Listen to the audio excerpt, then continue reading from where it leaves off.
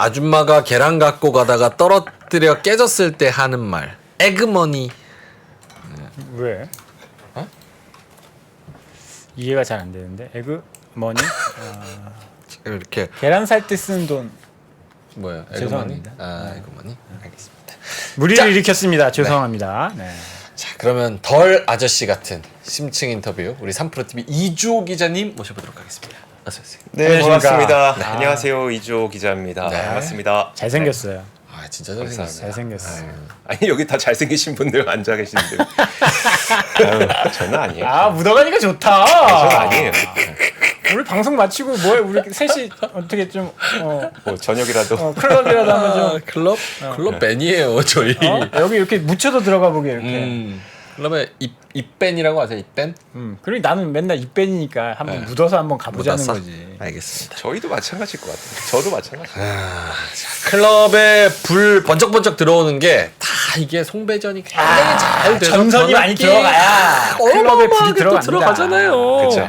그런 이야기 또 해주시려고 오늘의 핵심 내용은 뭡니까? 변압기입니다. 변압기. 변압기. 근데 제가 지난번에 나왔을 때도 했던 게 저는 항상 그 만약에 사람들이 좋아하면 그게 이제 단발성인지 아니면 지속 가능한지 이걸 좀 확인해 보고 싶거든요. 항상. 그래서 변압기도 그런 취지에서 한번 취재를 좀 해봤고요. 근데 취재하고 보니까 그래도 당분간은 좀 이어질 수 있을 것 같은 수주라든지 그런 느낌이 들어서 오늘 그 얘기를 좀 전해드리도록 하겠습니다. 네. 일단 그 9월 15일이잖아요. 오늘이. 네. 오늘이 9월 15일인데 네. 역사를 돌아봤을 때 9월 15일에 기억나는 사건 있으세요? 9.15? 9월 15일을 15일 나는데. 그쵸? 전혀 2011년 9월 15일에 대한민국 최악의 정전 사태가 났던 일이 또 공교롭게 2011년 9월 15일. 네. 그래요? 9.15 대정전 인터넷 검색하시면 다 나옵니다. 그때 내가 기억이 나는 게 여름이 되게 더웠잖아요. 아 맞아요. 그래서 우리 문 열고 장사하시는 분들 다 문 닫으라고. 문 네. 닫으라고 다 맞아요. 하고 에어 커튼 설치하고 막 네. 그랬었던 기억이 있어요. 그때 전력 사용량이 갑자기 뭐 높아져 갖고 블랙아웃 된다고. 순환 정전됐던 그 일이 9월 15일이었는데 하필 기억나요. 오늘 또 제가 방송하는 이 변압기 방송하는 날이 9월 15일. 회센터 생선들 다 죽고. 막 그랬던 거 그랬었어요? 같아요. 네, 그랬던 것 12년 같아요. 전이네. 네, 그때 우리 명예컨은 뭐 하고 있었죠? 저 대학교 2학년. 대학교 2학년. 네. 저는 경제방송 1년 차였습니다. 1년. 자, 좋습니다. 오늘 네, 그 9월 처음 15일. 보여드릴 거는 뭐냐면 그 요즘에 GDP 성장률 많이 보시잖아요. 그 GDP 나우를 통해서 네. 애틀란타 연은에서 그 추정하는 GDP 나우를 통해서 미국의 GDP 성장률 많이 보실 텐데 다른 국가들 지금 다 힘들어하고 있는 와중에 미국의 GDP 성장률만 굉장히 높습니다. 그리고 3분기 성장률 전망치가 지난 새벽에 한번 다시 업데이트가 됐는데 여전히 높아요. 4.9%를 기록할 걸로 전망이 되거든요. 그러니까 미국 경제만 좋은 거지 지금. 그럼 도대체 이 미국 경제만 좋은 이유는 무엇이냐를 한번 뜯어보도록 하겠습니다. 화면 네. 보시면 근데 GDP 나우 아마 많은 분들이 보실 텐데 이 GDP 나우의 요 화면만 보시지 말고요. 네. 위에 보면은 코멘터리가 있어요. 아, 그 코멘터리를 누르시면 왜 올렸는지, 왜 전망치가 하향됐는지 이 코멘트가 다 나오거든요. 영어로 봐야 되잖아요. 저기 오른쪽 누르시고 한글로 번역 누르시면 요즘 잘 돼 있어요. 잘 돼 있습니다. 잘 돼 있죠. 번역 네. 잘 됩니다. 자, 그래서 거기서 그럼 지금 이렇게 많이 GDP 성장률 전망치가 높아진 데에 어떤 요인들이 있는지 분석해 보면 물론 가장 중요한 건 개인 소비 지출입니다. 그러니까 미국은 아무래도 소비가 70%를 차지하고 있기 때문에 개인 소비 지출이 맞긴 한데 지금 제가 8월 1일부터 9월 14일까지를 해놓은 이유가 뭐냐면요. 업데이트 될 때마다 저렇게 하시는. 네, 지금 제가 해놨거든요. 부지런하시네. 지금 보시면 여기 8월 초부터 15일까지 굉장히 급격하게 이 전망치가 높아지는 거 보이시죠? 네. 그때 도대체 뭐가 좋아졌는지를 보고 싶었던 거예요. 그래서 다시 한번 보면은 개인 소비 지출이 뭐 3.5%에서 4.8% 이 정도로 높아진 것도 있지만 네. 그 기간 동안 민간 국내 투자 증가율이 굉장히 빠르게 높아집니다. 투자가 5.2에서 12까지 올라갔네요. 그러니까요. 물론 뭐 중간에 약간 등락은 있을 수 있어도 결국 민간 투자가 굉장히 빠르게 높아지고 있다는 건데 그럼 이 민간 투자가 도대체 뭐냐? 민간 투자가 바로 그거잖아요. 지금 미국에 가서 배터리 공장 짓고 그다음에 반도체 공장 짓고 막 이런 수많은 공장들을 짓고 있는 것. 거기에다가 미국도 신재생 에너지 한다고 뭐 노후 인프라 교체하고 이런 것들이 정부 지출뿐만 아니라 민간 기업들의 투자가 엄청나게 들어온다고 하고 있다 보니까 물론 소비가 메인이지만 결국 민간 기업들의 투자가 미국의 GDP 성장률을 끌어올려 주고 있는 것도 한 측면이 되는 거죠. 리쇼어링. 그렇죠. 트럼프 때부터 그냥 공장 끌고 들어오라 그래가지고 다 다 갖고 들어오고 삼성 팔 비틀어가지고 몇 조 170조인가요? 그러니까요. 5년 동안 거기 저쪽에 공장 짓는 게. 네. 아우 현대차도 짓고 하나솔루션도 짓고 또 뭐야 모비스도 짓고 삼성전자. 삼성 했잖아. 음. 다 짓고. 네. 그러니까 지금 우리나라 지을 게 없잖아. 미국 지금 공장 지으니까 아우. 그러니까 저는 이제 여기서 시작한 게 이유가 뭐냐면 요즘에 그 미국 시장을 보더라도 전력기기 관련주들이 굉장히 주가 상승률이 좋고요. 그리고 그 중장비 업체들, 미국 중장비 업체들도 상당히 좋아요. 그러니까 지금 우리가 분명하게 냉정하게 보자는 거죠. 미국 경제 좋은 게 이 그 투자 그리고 인프라 교체 여기에서 발생하는 전력기기의 수요 그리고 중장비의 수요 이런 것들이 그냥 주가가 그냥 단순히 나타나는 것이 아니라 실제 수요가 굉장히 빠르게 늘어나고 있다는 것을 이걸 통해서 제가 한번 본 거고요. 네. 그 변압기나 전력기기 수요가 늘어나는 걸 그래서 오늘은 좀 보여드리고 싶은 건데 그 수요가 늘어나는 이유는 여러분들께서 다들 아시는 것처럼 미국에서 노후된 인프라를 교체하고 또 이것도 있습니다. 데이터 센터. 데이터 센터. 전기 잡아먹는 하마. 그렇죠. 네, 근데 지금 인공지능 때문에 데이터 센터가 굉장히 많이 지어지고 있고 예. 같은 데이터 센터라고 하더라도 우리가 인공지능 때문에 전력 소모량이 굉장히 높아지고 있잖아요. 이런 것들도 결국은 변압기라든지 아니면 배전기, 차단기 이런 전력기기의 수요를 굉장히 높여준다는 거예요. 그래서 제가 한 가지 되게 재밌는 게 뭐였었냐면 이거 약간 오래된 표긴 한데 화면 한번 보시면요. 글로벌 데이터 센터가 어느 정도의 전력을 소비하는지를 비교해 준 표거든요. 예. 보시면 인도네시아 남아공 국가가 데이터 센터랑 국가랑 비교한 거예요. 네.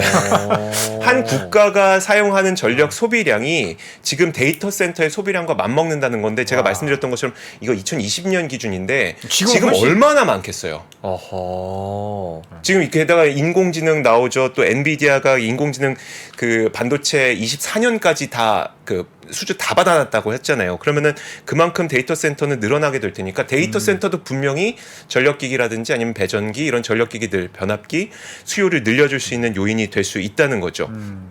데이터 센터 계속 더 많이 늘어날 거고. 네네. 그리고 데이터 센터는 주로 이제 빅테크들이 짓는데 빅테크들은 이제 친환경으로 데이터 센터를 해야 될 그런 의무 같은 것들도 있잖아요. 그럼 또 신재생. 그러면 이제 또 거기서 변압기나 이런 좀 특별한 거를 새로 이렇게 들어가야 되는 그런 수요도 있는 거고. 그렇죠. 그렇구나. 우리나라에서도 이제 그 2년에 한 번씩 전력 수급 기본 계획이라는 걸 내놓거든요. 그렇죠. 네. 아실 거예요. 그러니까 우리가 앞으로 2년 동안 전기를 얼마나 쓸 거니까 그 전기 사용량에 맞게 우리가 전력 설비를 더 증축해야 된다. 이 계획을 세우는 건데 지난 1월 13일에 10차 전력 수급 기본 계획이 발표가 됐고요. 여기에서 나온 거는 일단 2021년에 비해서 2036년까지 9.9기가와트시 정도를 증설해야 된다는 계획을 내놨는데 이게 참 모자랄 것 같아요. 아하. 우리나라에서 삼성전자, SK 하이닉스가 대규모 투자 계획을 올해 초에 발표했잖아요. 그런데 SK 하이닉스에 필요한 전력 설비만 해도 3기가와트, 삼성전자가 7기가와트. 그럼 이 두 기업만 10기가와트가 추가로 필요하다는 그렇네요. 건데 지금 36년까지 9.9기가와트로 계획을 세워놨기 때문에 이게 좀 부족하지 않을까? 누가 봐도 얘기가 나오고 있습니다. 물론 이거는 근데 이렇게 계산하면 안 되긴 해요. 왜냐하면 전력이라는 걸 좀 통제하고 효율성을 높이고 하면은 이게 가능하긴 하거든요. 근데 단순 계산으로 봐도 제가 이걸 보여드리는 이유는 뭐냐면 그만큼 반도체 공장 짓고 데이터 센터 설치하는 것 때문에 전기가 너무 많이 필요하다라는 걸 좀 보여드리고 싶은 겁니다. 자, 그래서 미국에서도 지금 이런 여러 가지 것들이 있기 때문에 전력망을 굉장히 빠르게 늘리려고 하고 있어요. 그래서 그게 보면은 지금 화면에서 보시는 게 에너지 정보청의 자료인데요. 이거 그 최근 건데요. 2022년이 가장 위에 있어요. 2022년에 발전 용량을 보여주는 거고요. 네. 그러면 2050년까지 어느 정도의 발전 용량이 필요한지를 아래에 있는 그 바 그래프들이 보여주는 겁니다. 이 여러 종류가 있는 이유는 여러 가지 시나리오에 그렇네요. 입각해서 보는 거예요. 뭐 그 탄소 배출이 좀 줄였을 때, 뭐 성장률이 낮을 때, 높을 때 이런 모든 시나리오를 다 대입해봐도 2050년까지 미국의 발전 용량은 거의 2배 가량은 늘어나야 된다. 이 정도의 전망을 내놓고 있어요.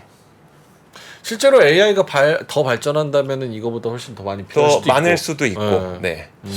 28년 동안 2배나 제가 알기로는 전력망이 교체 수요가 네. 계속 막 10년 동안 교체 안 하고 노후 설비가 엄청 많아. 트럼프 대통령 당선됐을 때도 네. 인프라에 내가 1조 달러를 1000조를 투자하겠다 막 이야기했었고 그래서 이게 막 그렇게 많이 안 늘어났었던 걸로 생각 들었는데 네네. 28년 사이에 2배가 네. 이렇게 늘어난다. 늘어난다고요? 그러니까. 그게 그 이유가 뭐 특별한 지금 우리가 말씀드렸던 다 그겁니다. 그러니까 신재생 뭐 이런 것들도 있고 공장 짓고, 공장 짓고 그러면 늘어날 수밖에 없고 이런 것들을 말하는 건데 그러면 노후를 먼저 한번 보여드릴게요. 네.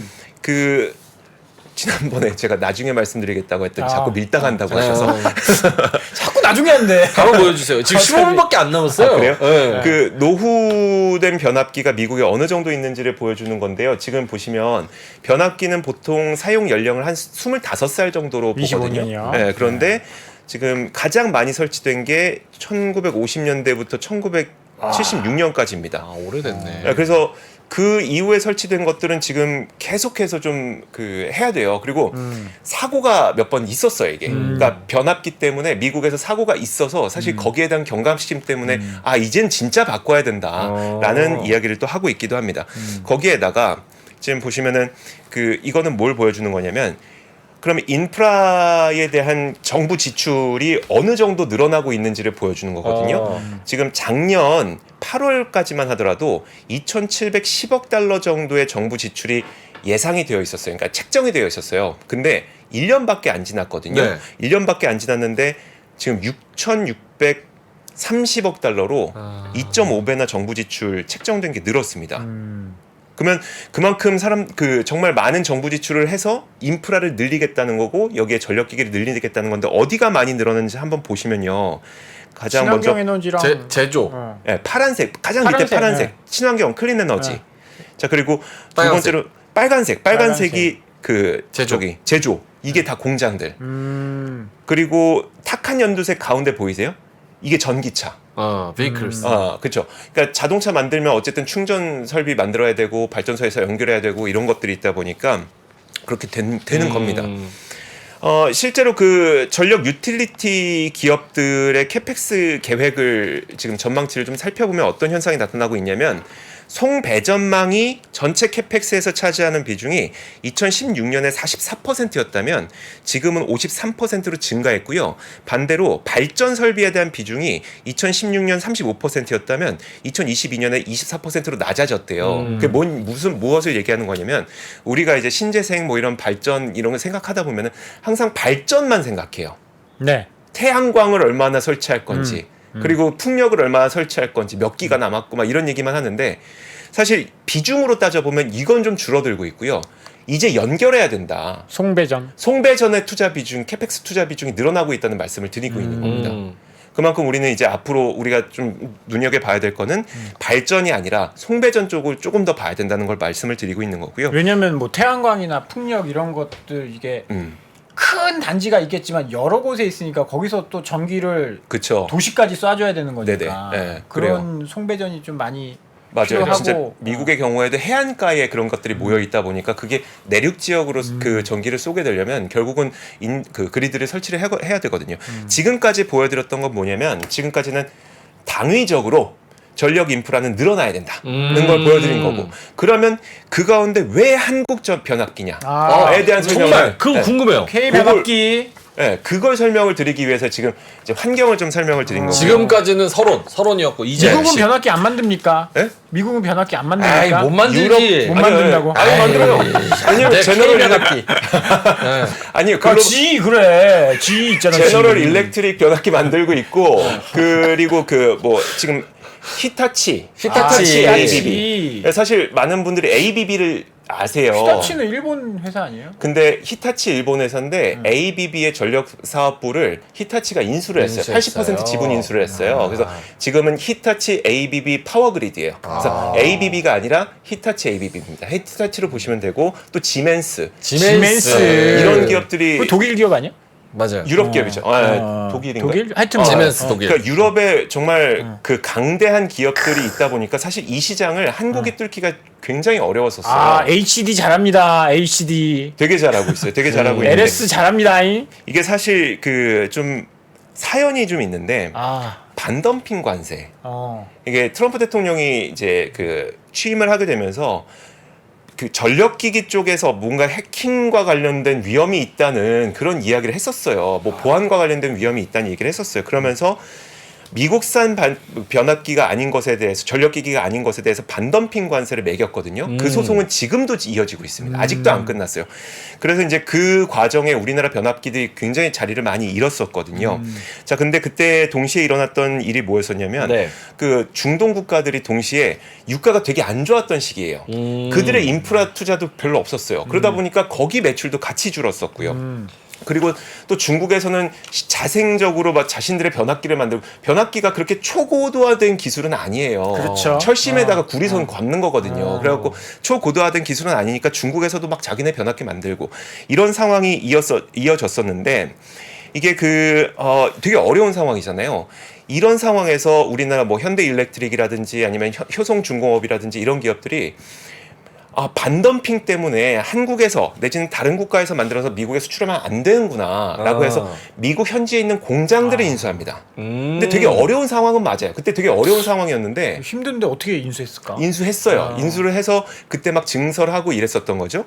그때까지만 하더라도 되게 상황이 안 좋았었는데 여기에서 이제 막 갑자기 늘어나기 직전에 한 가지 더 말씀드릴게요. 늘어난 건 최근이고 늘어나기 직전에 또 뭐가 있었냐면 그 글로벌 그 유수의 기업들 있잖아요. 뭐 지멘스 이런 네네. 기업들도 자꾸 미국을 빠져나갔어요. 상황이 안 좋아지니까 네, 상황이 투자 많이 안 하고. 네, 투자 많이 안 하고 막 증설 안 하고 이런 상태에서 일부러 멕시코 왜냐면 인건비가 싸고 하니까요. 그리고 또 한 가지가 그 철심이 그냥 철심이 아니거든요. 그 전기 강판이라고 해서 특수 강판인데 이 특수 강판을 만들 수 있는 곳도 거의 없어요. 이걸 또 한국이랑 일본이 잘 만들거든요. 한국 밀리다 잘하죠. 보니까 미국에서 특수강판 만들던 이게 전기강판 만들던 기업들도 다 뭐 문 닫고 그러다 한 군데 정도 남았는데 그러다 보니까 미국에서 만들 수 있는 곳이 없습니다. 지금 변압기를 만들 수 있는 곳이. 우리나라가 이겨냈네요. 그쵸. 기업들이. 네.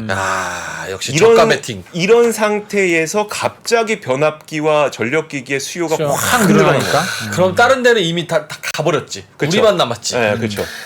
물론 멕시코나 캐나다에 뭐 지멘스 그다음에 히타치 이런 기업들이 다 걔네 안 있거든요. 돼요. 근데 이게 또 지리적인 요인들도 있기 때문에 그것도 뭐 기회가 되면 좀 말씀을 드리도록 네. 우리는 뭐 미국 공장 사서 본토에서 짓는다면서요. 네, 그렇죠. 우리는 진짜 훨씬 더 미국 유리하네. 현지에 있는 이게 취재를 하다 보니까 그럼 한국 변압기의 장점이 뭡니까를 제가 일단 여쭤봤어요. 가성비? 아니에요. 아니에요? 그렇게 보기가 좀 어려워요.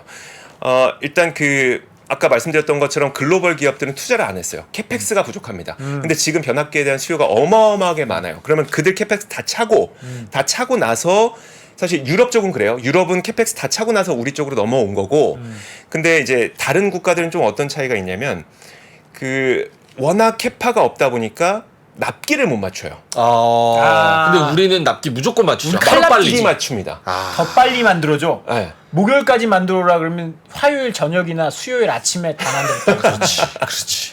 기한을 정말 딱딱 맞춰주고 그리고 지금 변압기를 만들고 있는 기업들은 대부분 100년 이상 된 기업들이에요.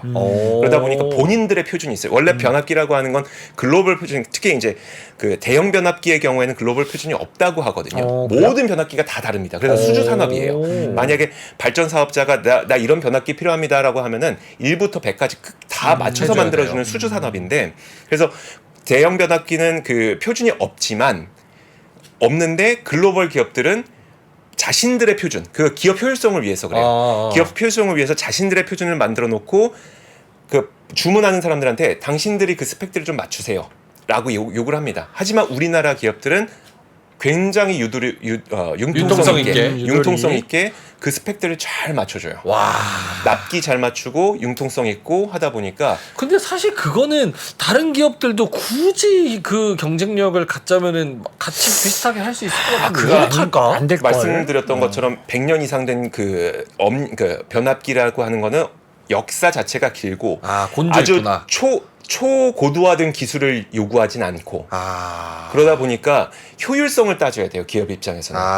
그래야지 그 이익이 늘어난단 말이죠. 네네. 그래서 글로벌 기업들은 그런 방식을 선택을 했던 거고, 우리는 지금 굉장히 어려운 시간을 지나면서 공격적인 투자를 해놨고 여기에서 그 캐파가 딱 늘어날 때 우리의 장점, 납기와 엔지니어링 이런 것들로 공략을 해놨어요. 그러면 궁금한 게 뭐 모르시면 대답 안 하셔도 되는데, 마진은 그러면은 해외 기업 뭐 지금 말씀하신 ABB 히타치나 아니면은 뭐 지멘스나 여기가 마진은 더 높아요? 이걸 영업이? 비교하기가 너무 어려워요. 왜냐하면 우리나라 기업들은 이렇게 뭐 품목별 이런 것들을 다 구분해 놓거든요. 근데 글로벌 기업들이 그걸 구분을 안 해놓습니다. 이놈 자식들. 심지어 변압기가 얼만큼 팔리는지도 그 실적에 구분을 안 해놔요. 그냥 뭉뚱그려서 매출 뭐 이익 해버리니까. 그러니까 그거 수주 안 되고. 그리고 아마 변압기와 관련된 통계 자료들 보시면 굉장히 좀 헷갈리는 경우가 많을 거예요. 어떤 데는 누가 1등이다, 어떤 데는 몇 %다 하는데 이 숫자가 다 다른 게 변압기라고 하는 거를 하나의 품목으로 되게 구분하기가 어렵거든요. 제가 지금 준비한 자료 한번 보시면 그 지금 준비한 자료는 우리나라의 대형 변압기의 그 수출 단가와 그리고 수출 실적을 보여주는 거예요. 2021년부터 2023년까지.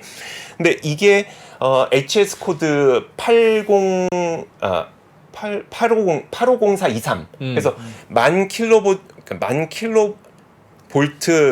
와트급 이상의 초대형 킬로와트급 이상의 초대형 변압기만을 한 거거든요. 구분한 거거든요. 근데 보면은 뭐 부분품도 있죠, 뭐 배전기 있죠, 차단기 있죠, 이런 거 다 구분하려면 굉장히 복잡해져서 되게 비교하기가 힘듭니다. 기업들끼리. 그래서 어쨌든 지금 보여드리는 거는 이건 뭐 전에 이제 박근영 부장님 보여주셨지만 단가도 올라가고 있고 파란색 선이 단가도 올라가고 있고 수출 실적도 올라가고 있고 이거를 연간으로 보여드리면 이렇게 나옵니다.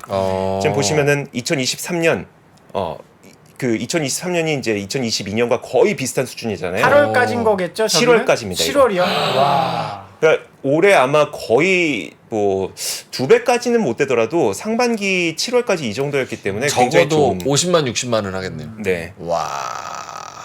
좋네. 그리고 그러면 시간이 얼마 안 남았으니까 5분 남았습니다. 네, 그러면 중동에서의 한국 변압기의 인식이 어떤지 말씀드릴게요. 중동이요? 네, 중동. 중요해요, 그거? 중동 굉장히 중요하죠. 왜요? 왜냐면 지금 네옴시티 만들고 있죠. 그리고 그 수많은 뭐 그 리조트 같은 거 만들고 있죠. 그 비전 2030에서 100% 이제 신재생으로 바꾼다고 하고 있죠. 이렇기 때문에 중동에서의 수요가 굉장히 많거든요. 근데 제가 중동을 집중하는 이유는 뭐냐면 요즘에 외교적으로 중동과 중국이 친해지고 있다는 거. 그렇죠. 그게 걱정되는 거예요. 중국 거 사서 쓴다 이거잖아요. 일단 미국 잠깐만 말씀드리면 미국은 중국을 전혀 걱정 안 해도 됩니다. 왜요?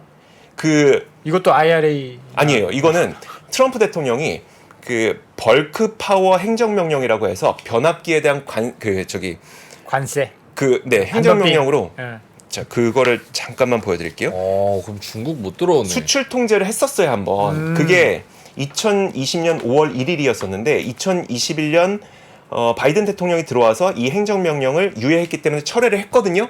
근데 발전 사업자들 입장에서 또 이런 일이 있으면 어떡해? 라고 해서 중국 걸 거의 안 씁니다. 특히 공공 쪽에서는 거의 안 쓴다고 해요. 한번 뒤였구나. 네, 그래서 미국은 전혀 걱정 안 해도 되는데 제 중동은 약간 걱정이 되는 게 그거예요. 중국이랑 친해져서. 요즘에 중국하고 뭐 원유 거래하죠. 이러다 보니까 약간 걱정이 되는데 그 중동의 경우에는요. 그 일단 어느 정도 상황인지만 먼저 보여드리면 3분 남았습니다. 네. 여기 패트릭 님이 말이 너무 빠르고 쉼이 없어 듣기가 힘들어요 하시는데 아직 반도 못했어요. 근데 지금 시간이 없어가지고 마음이 급하셔가지고 그 현대 일렉트릭이 최근에 발표한 게 사우디아라비아의 알지아즈 678억 원 그리고 그 올해 또 또 어디입니까? 사우디 전력청의 878억 원 굉장히 수주 잘하고 있거든요. 네. 네. 근데 중동도 우리나라랑 굉장히 가까운 그 관계를 많이 맺어놨었어요. 아, 그랬죠. 네, 사우디 전력청하고 관계가 상당히 좋아요. 그래갖고 우리나라 기업들을 보면은 그 벤더 리스트에 다 이름이 올라가 있습니다. 중동 특유의 문화가 뭐냐면 중동은 날씨가 굉장히 덥고 그 다음에 모래바람이 불잖아요. 그래서 중동에서 사업을 해본 경험이 굉장히 큰 중요하죠. 신뢰도를 줍니다. 사업을 하는데 모래바람 때문에 뭔가 안 되고 하면 안 되니까. 우리나라 기업도 몇 번 날아갔잖아요. 현대. 많이 날아갔죠. GS도 날아갈 뻔했고. 네. 네. 근데 그래서 지금 우리나라는 이미 사우디 전력청과 과거부터 많은 사업을 해왔기 때문에 신뢰도는 굉장히 높은 상황이긴 한데 경험도 많죠. 현대. 경험 많죠. 네. GS, LS도 사실 GS잖아. 그것도 그렇고 현대 일렉트릭이 사실 현대 중공업에 있었던 사업부였었어요. 그러니까요. 그게 분할한 거기 네. 때문에 중공업 때부터 사실 역사는 굉장히 깊습니다. 그래서 신뢰도가 상당히 높아서 사우디에서 계속 사업을 하는 것이 이제 다른 중동 국가들까지 이제 할 수 있는 트랙 레코드가 되고 있긴 한데 중동에서는 오히려 지금 중국이 좀 못하죠. 안 돼. 분량 많어. 잠깐만요. 중국은 다 분량이야. 안 돼, 안 돼. 그거 뭐 모래바람에서 해보지도 않은 애들이 어떻게 알겠어? 근데 중국은 아직은 그렇게 위협적인 요인으로 보고 있지는 않다고 해요. 근데 대신 좀 변화는 있어요. 뭐냐면 워낙 그 정치적으로 친해지고 있다 보니까 정치권에서는 야 우리 비용이나 외교적인 걸 생각했을 때 중국 거 써야 된다라고 하고 있고 그 사우디 내부에서도 그 엔지니어링에 좀 그 심도가 깊은 그런 분들께서는 안 된다 이거 신뢰도가 너무 낮다라고 하면서 좀 부딪히고 있기 한국 거 때문에 써야지. 그래서 실제로 그 중국 기업들이 벤더 리스트에 올라와 있어서 입찰 기회 정도까지는 주어질 수 있다고 합니다. 근데 이제 실제로 뭐 품질 평가라든지 네. 기술 평가 할 때 좀 떨어질 가능성이 높은데 오히려 그것보다는 사우디 내부에서도 지금 굉장히 전력망을 많이 만들고 있잖아요. 이런 가운데 오히려 자신들만의 기업을 키우려고 하는 욕구가 있어요. 오히려 그게 좀 위험 요인입니다. 그래서 지금 보면은 사우디 파워 트랜스포 컴퍼니라고 하는 기업이 있는데 이 기업이 지금은 뭐 저전압 변압기 같은 작은 것들만 하고 있거든요. 네. 근데 이제 본인들도 수많은 변전소 그리고 뭐 그 발전소 세우면서 다 수입해서 쓰니까 이거 독립하고 싶을 거잖아요. 그걸 만약에 빈살만이 뭐 전폭적인 지원하에 한다 그러면은 약간 이게 오히려 더 위협될 수 있다. 자, 시간이 지금 한 30초, 한 1분밖에 안 남아서 국내 기업별 특징 요거 짧게만 한번 짚어주신다. 이게 제일 궁금하실 것 같아요. 이게 제일 중요하지. 그러면 우리나라 기업별 특징을 좀 분리를 해드리면 네. 가장 그래도 변압기로 이름이 거론되는 기업들은 현대 일렉트릭, 효성중공업, LS 일렉트릭 그리고 이 세 개 기업은 대형 변압기에서 좀 거론이 되고 네. 그다음에 중소형 변압기의 대표 기업은 재룡전기를 꼽긴 재룡전기. 하는데 초대형 변압기 가운데 현대 일렉트릭은 미국 비중이 가장 크고요. 그리고 중동 유럽 비중이 상당한데 현대 일렉트릭은 그냥 그 기업 자체가 전력기기라고 보시면 돼요.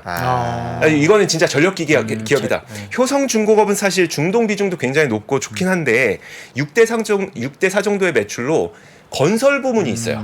그래서 이 효성중공업의 경우에는 건설 경기의 영향도 좀 받는다고 보시면 되고 LX 일렉트릭은 변압기가 있긴 한데 한전 비중이 좀 높아서 LX 일렉트릭은 오히려 뭐 배전기, 배전반 이런 전력기기 쪽으로 보시는 게 맞고 오히려 그래서 배전 솔루션 쪽에서 만약에 한국에서 어떤 기업이 미국에 나가서 반도체 공장을 짓는다 아니면 그 배터리 공장을 짓는다 이러면 거기에 배전 솔루션이 LS 일렉트릭에 들어가는 기업이다 이렇게 좀 보시면 될 것 같고요. 재룡전기는 그 뭐 좀 크기가 작은 변전기 네네. 하는 그 기업이라고 보시면 될 것 같습니다. 아유 정리가 깔끔합니다. 아주 그냥. 주가 탄력도는 재룡전기. 이거는 투자가 아니고 그냥 작으니까 많이 움직이는 거고. 그쵸. 다 좋아요 주가는. 자, 알겠습니다. 오늘 진짜 30분도 안 됐는데 그래도 딱 내용을 타이트하게 잘 조금 아쉬우시죠? 내용이 너무 네. 저는 45분이라고 해서 조금 이게 내용을 더 준비했었던 건데. 그러니까요. 네. 요것도 신의 자료실에 올라가요? 이건 안 올라갑니다. 이거 올리면 좋을 것 같아요. 이거 너무 좋은데 내용.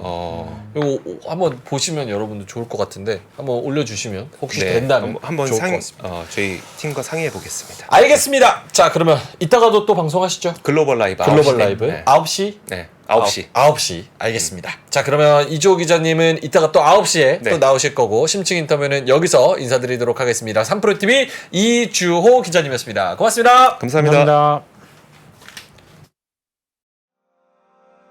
장 시작 전부터 종료까지 쏟아지는 수많은 뉴스와 정보들. 이 중에서 어떤 것이 투자에 정말 도움이 되는 정보일까요? 3프로의 증시 셔터맨 박근영 마스터가 직접 정보를 선별하고 투자의 힌트를 드립니다. 시간도 아끼고 투자 아이디어도 얻는 시간, 박근영 부장의 마켓 힌트와 함께 하세요. 자세한 사항은 3프로 TV 앱과 홈페이지를 확인하세요.